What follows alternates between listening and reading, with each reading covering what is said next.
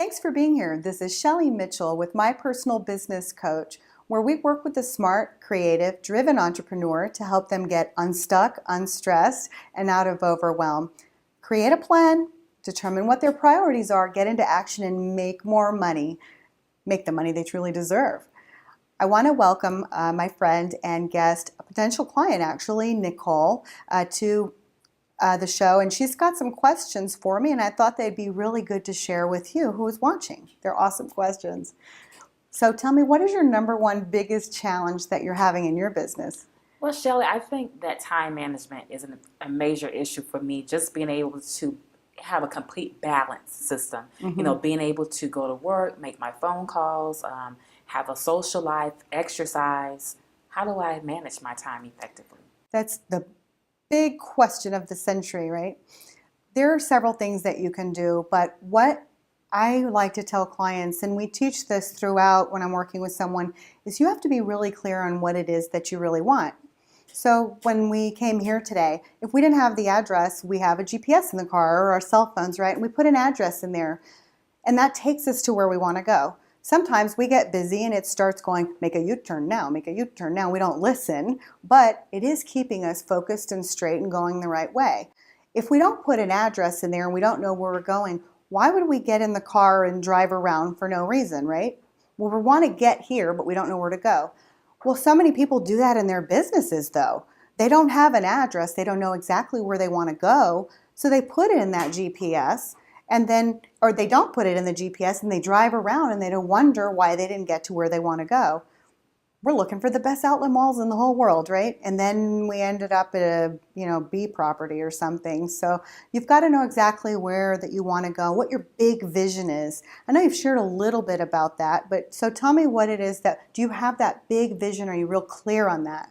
Yes, and it took me a couple years to determine that vision, but I do have my strategic plan as far as my short and long-term goals. And the issue is, people think, oh, okay, I want to make $1 million or I want to be successful, but they don't understand that there's a process to get to achieving your goals. So I would say in my situation, it's the process. How do I execute the plan to achieve my short and long-term goals? Okay.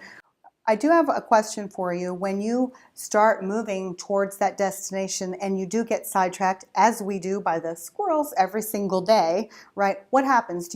When you fall down, do you get back up and are you still going the same direction, or do you kind of veer off to the left?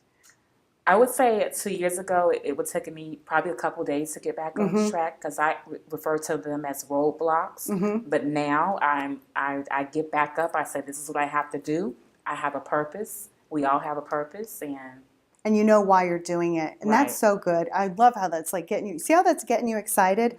If you're talking to someone about your business or what you're doing, if it's not evoking emotion like it is with you right now, you might want to rethink that vision, because it's got to be inside of you. It's got to be something that you want to do, because having your own business is hard. If it was easy, everybody would do it, but it gets you excited in a way that nothing else does, and it keeps you going every single day. So when we get back up, you want to make sure that you're staying focused in the direction that you're going, right?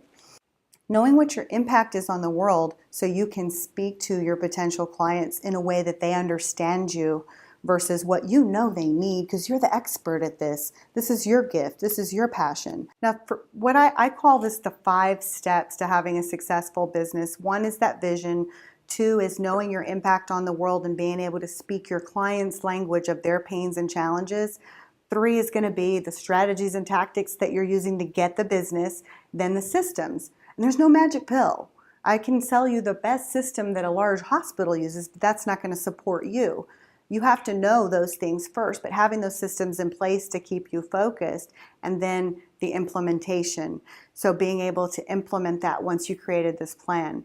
The priorities, though, is using the daily success planner that I told you about on the website. It has those top 3 things, and 1 should be an income-producing activity. So if you know what your vision is, and you know that you're trying to make money in your business, or you are making money in your business, and you have a whole lot of things looking at you, and you look at this one and say, is this moving me closer to my vision? Yes. Is this going to make me money? No. Okay, let's sit you over here for a second. And then, is this moving me towards my vision? No, but it's a lot of fun. Okay, we'll put you over here for right now. And then when you get to that piece, you look at what's the most important that's going to add to the value of your business and move you forward towards your goals. And there's things you have to do sometimes, but you have to be able to balance that. What do you think that you might struggle in that area? Shelley, it's just so much. I just struggle. It's just when I hear that word, it just makes me nervous. The word struggle? Yes, struggle. I think you're doing pretty good. Because, it's something that you set goals for yourself. You want to overcome, those challenges. So to struggle, I look at it as a opportunity to make an opportunity. I think that's a great way to look at it, is calling something an opportunity to change, to redirect the direction that you're going, an opportunity to do something even better than you're already doing. If everything was going perfect all the time, that'd be kind of boring, don't you think? Yes, I agree. And then one of the other things you said you wanted to talk about are the different meeting your clients' needs. You want to talk a little bit about that? Right. I think that, living in South Florida, that you're around so many different ethnicities, and I love living in this area, but it seems like when I travel to other places and you deal with different clients in different regions, they have different personality types. It doesn't matter, their background and nationalities. It's just I find that it can be a challenge. So I think that's an issue that I'm having right now that I want to overcome, is how do I deal with different personality types? There is a magic question that I'll tell you later that you can ask someone and find out what personality type they are. So that way the conversation can be molded around what it is they need and they're looking for. But what I learned when I went actually to coaching school was to ask more questions. So asking questions and then giving feedback based on that will really help you out a lot. So there's times when I started hearing you talk about something that may have been outside of what I could imagine, I would ask more questions, and that would help me give a bigger idea rather than lead you to get you to say a certain word or a certain thing, but ask more questions. Like, tell me about your life. Tell me what you'd like it to look like. If you could wave that realistic magic wand around everything, what would it look like to you? What's getting in your way every day? Why? If you could have what you just said, what would that feel like? Those types of questions, asking your potential clients those things will really help you mold what you have to offer them around their vision and their goals. And now it's become important to them. It's not about you anymore. It's about them. Does that help? That makes sense. Okay. Thank you so much. Oh, you're welcome. This is really uplifting, inspirational, and I have a smile on my face. Oh, good. Yeah, you have a beautiful smile Thank too. you. I think that's about it. If we need anything else, we can get back together and regroup. And I think that after we are done, I'll tell you that secret question that I was going to tell you about, okay? Okay. This is Shelley Mitchell with My Personal Business Coach, where we work with a smart, driven, creative entrepreneur to help them get unstuck, unstressed, and out of overwhelm so they can create a plan, get into action, and make the money they truly deserve. Thanks, and have a great day.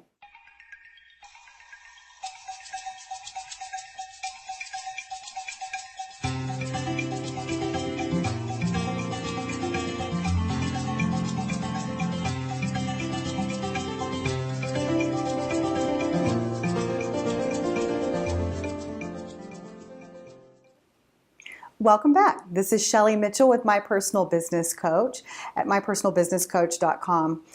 We were sitting here talking about time management and prioritization and some of the big challenges that most business owners and entrepreneurs are having.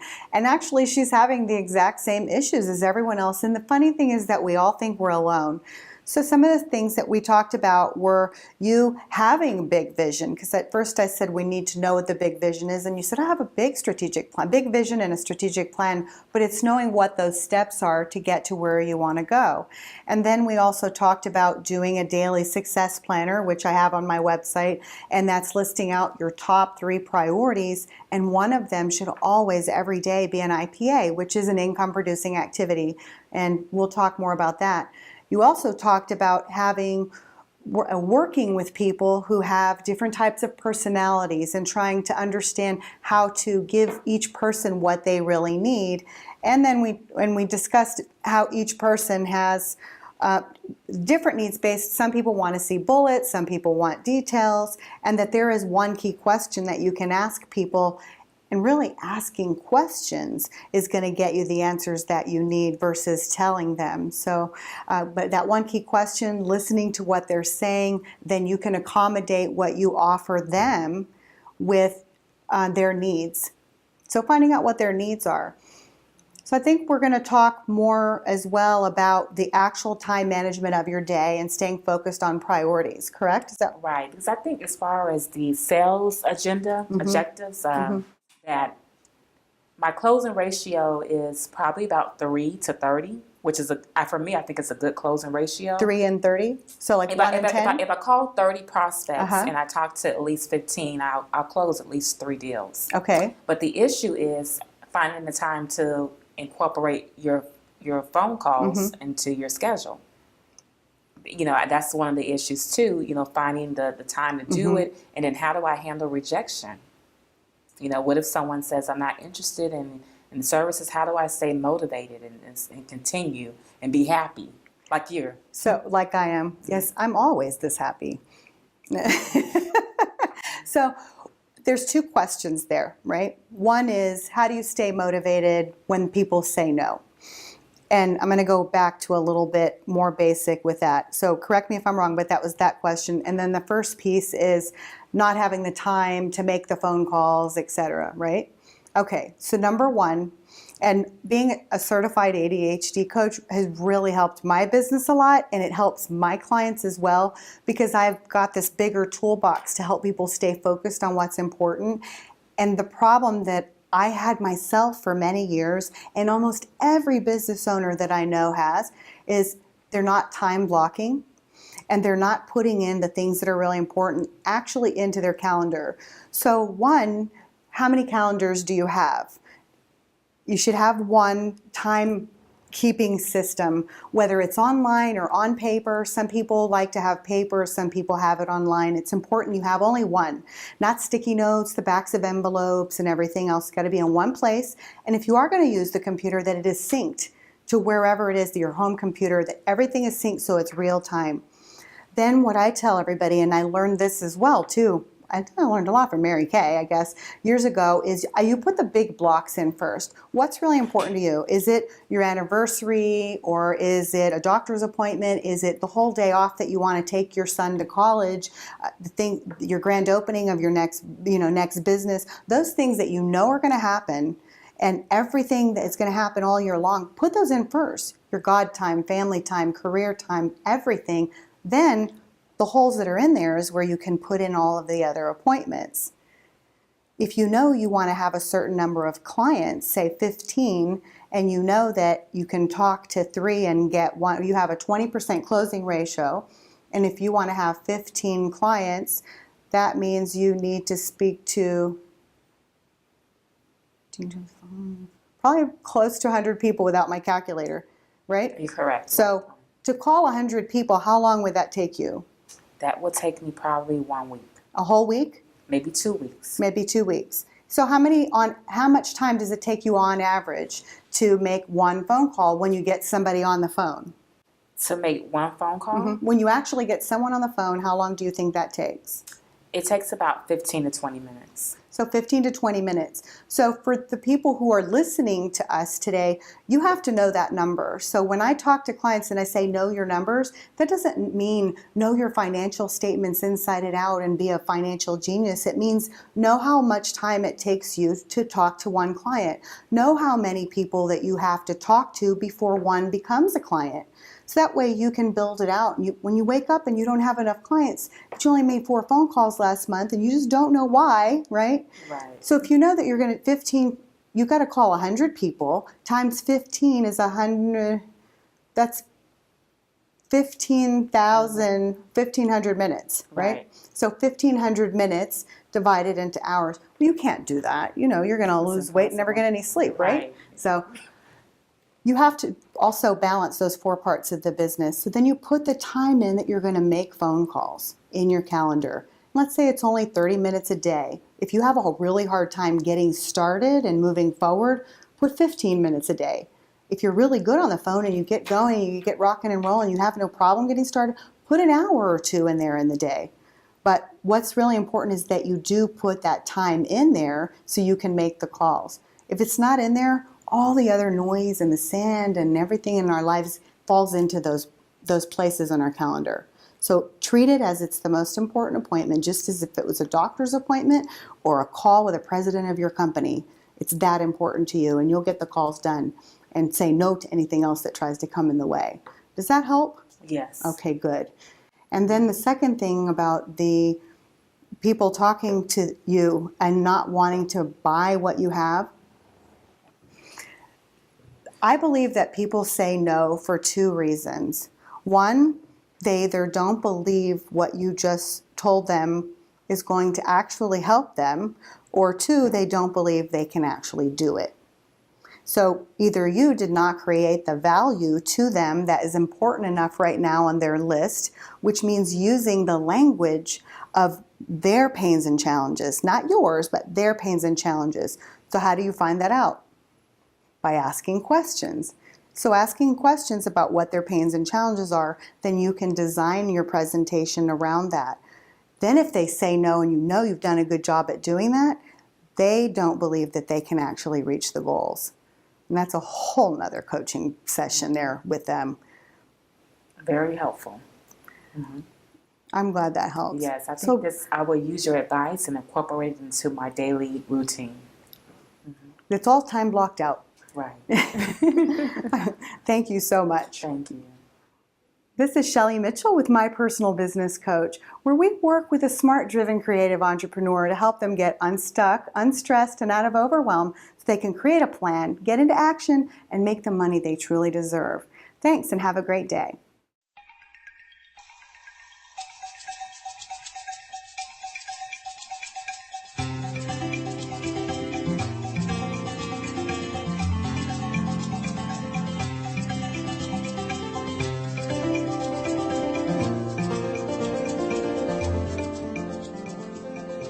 Tell us about your professional background and your current profession. That's a really cool question. I've got a ton of business experience. I was in the business world for 23 years as a vice president of property management, running large companies.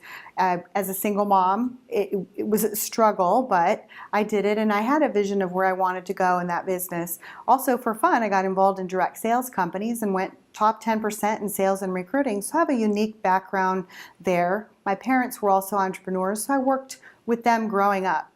So I've got that going on, and then I decided to become a coach because I went to a life coach myself to help with some of my issues that I was having with Wade and my son losing his dad and some other things, and I realized that that was that thing that I needed to get me past the hump. And I thought it would be genius if I could take those skills and roll it into the business consulting that I could do or that I was already doing. And if I could help people reach their dreams and goals in small business with that together, that I'd be doing exactly what I was put here to do. What is the most challenging thing about your profession? I think the most challenging thing about my profession is it's just, I think it's the same with anybody, is one is the time management and the balance and being able to get the right number of clients and still have the time for your personal life, or staying focused is a big thing as well. Being able to organize yourself in such a way, finding the answers when you don't have the answers, talking to somebody, especially when you're a small business owner. Also having enough time, enough money to do everything that you want to do, and really not limiting yourself, but finding that place where you can have a plan, have a budget, and really move forward towards your dreams and goals. It is something that you work on every single day, and I feel like I've found the right combination for me and also for a lot of my clients as well. But it is the number one struggle that I deal with every day, and so does almost every other business owner. How do you balance work and family life? I take it with me everywhere. No, balancing work and family life. Being in business for yourself or having your own business is not easy. If it was, everybody would do it, right? But What's important is that you have this passion and this gift that you want to be able to share with the world. You are very excited about a product or what is the reason why you're doing this business? You can't turn it off. It's not like it's an 8 to 5 thing. So you have to be really, really good at time blocking, making sure that you prioritize what's important to you. So if you're in a relationship and you want to have a date, you block out time for date night. If you want to have time to, when I want to spend time with my son, he has an appointment and he gets that time. And being in the moment, when you're in the moment, is really important. You can't be at work and be thinking about golfing, and then at golf thinking about dinner, and then at dinner thinking about your relationship, and then being with your children. You have to be here today, I'm with you. When I'm on my date, I'm on my date, and it's all about him. When I'm with my son, it's all about him at that moment. So it's really being in the moment and prioritizing and making sure that you put that time in. Don't wait for it just to come, because it'll never come. You have to make it a priority. Why do you think some professionals struggle during the start of a business? A lot of the things that we're just talking about, they're not clear about what they really want. They think, I'm just tired of working here and I want to start my own business, or I just got a lot of money and now I'm going to go start a company, or maybe they're excited about a product, or if it's strictly money driven, then it might not be the best thing, because you've got to have something behind it that's going to keep you passionate about what you're doing on the days that it gets hard, because it's going to get hard, but you stay focused. So the struggles that people have is not knowing exactly what it is that they really want. Hands down, every single person who's ever come to me as a potential client, they had a plan, but it was in their head. They didn't have it on paper. Now, unless you're getting financing or something where you're getting another investor, you don't need a business plan to have a plan for your business. There's a difference. Your business plan is a formal document, which most people need. A plan for your business is similar, but the edges of the paper should be ruffled, because you refer back to it all the time. It keeps you focused and directed on what you want. So, and most people don't have a plan. Being really clear, knowing the language of who their ideal client is. Another big mistake that I see is people try to serve everybody. If you're a photographer, you can take pictures of anything. It's your gift. But you can't help everybody. You can't market to everybody. So you have to pick who it is you love to work with, and you have a product or service that they have a history of paying for, and you know how to find them. And when you have that, you're going to be successful. What does the word rejection mean in the business arena? Oh, I just had like Match.com days go back there. No. Rejection in the business arena, I think a lot of people who are going into business for themselves, I hear this complaint. I worked for so-and-so and I was a top salesman, but now they have to sell themselves and they can't do it. It's that confidence that they're lacking.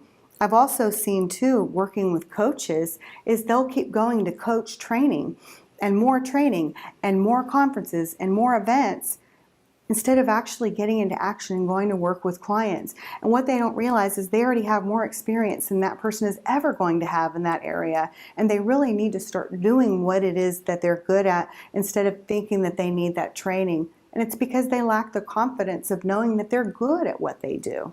Do you think some business owners fail because they simply can't accept rejection that they might get? They do. The number one reason that businesses fail, especially with solopreneurs, is because they quit. They quit 3 feet from gold. They work so hard every single day, blood, sweat, and tears, and they put into their business. They feel like they're beating their head up against a wall sometimes. But if they could just get clear on what it is they want and have a real plan, they're right there. They're right there getting ready to pass to that next place. And then they stop, they're exhausted, and they go home. And it's not usually because it's not like you have this huge business or corporation and you're losing all your money. You're a solopreneur, but they quit because they're tired and exhausted. And it's just that small tweaks of things that they can do to get to where they need to be. And the rejection does that. It weighs you down because we take it personal. And really the truth is when someone rejects you from what you're offering, one, you haven't built the connection with that person and earned their trust yet. So they either don't believe you, that you can give them what it is you're saying you're giving them, or they don't believe that they can actually do it. It may sound too good to be true in their mind, so it may not be about you at all. It may be something that's going on with them, and you have to do a little bit more work to uncover that. But it's very frustrating when someone's constantly rejecting you, but it's not about you, it's about them. Tell us about the services that you provide. The service that I provide is I work primarily with small business owners who are either starting their business, or even some will have a $200,000 or $300,000 a year business, but they want to take it to the next level. They've gotten to this place, whether it's in startup or they've accomplished certain goals in their business, they don't know how to move forward. They either are struggling with distractions, focus, being able to, knowing their numbers, knowing how to market the right way, and how to reach the ideal clients so they can get more clients and bring in more money to their business. So I work with clients in several different ways. I have a signature program that I do that's 6 weeks. It's starting soon, called Get Your IPA On, and helps people focus on the income producing activities. So many times people think that doing videos or blogs is what's going to bring the money in, but they don't realize that they're missing a piece, which is a call to action. They build their list, get their calls to action put in place, get their systems into place, determine what their vision is, know what their marketing strategies and tactics are, narrow them down so they can focus on the right ones that are making them money versus the ones that are just making noise. So we help them stop making noise and start making money. And then implementation. So that's the big thing. You can have the best plan in the whole world, but if you don't take that first step because you're waiting for everything, the sun to line up with the moon and the stars, which so many people do, you've got to take that first step. Know that it's going to evolve over time. And if it evolves over time, you know you're doing the right thing. Because if you're launching something that's perfect, you've waited till it's too late. This is Shelley Mitchell with My Personal Business Coach, where we work with the creative, smart, driven entrepreneur to help them get unstuck, unstressed, and out of overwhelm so that they can determine their priorities, create their plan, get into action, and make the money they truly deserve. I just wanted to talk real quick about the book that we have, which is Build My List, Build My Business, Build My Bank Account. And it is something that we help encourage our clients to do, is to actually get a book out there. So if you've been thinking about writing a book, don't wait for the perfect time or the perfect day. Do that, because what a book will do is help position you as an expert in your industry, get you the recognition that you need so that way you can get out and speak and get in front of a lot of people, a lot more people than you're touching now, and really elevate yourself in your marketplace. Because I really truly believe there's no such thing as competition. It's all about co-opetition and helping each other, and position yourself at what you're really good at. So this book is really something that I found myself doing every day for my clients. And I kept doing the same thing over and over again. You know, that one thing that you're doing over and over again. And I said, I should just write a book. And I did. And guess what? It really helped out a lot and helped me get into national audiences, because now I am an expert at building your list. And I am. And I always was. But now it's on a book. Now Amazon says so, right? So it's a good thing to do. But check it out if you get a chance. Build My List, Build My Business, Build My Bank Account. Shelley Mitchell with My Personal Business Coach at mypersonalbusinesscoach.com.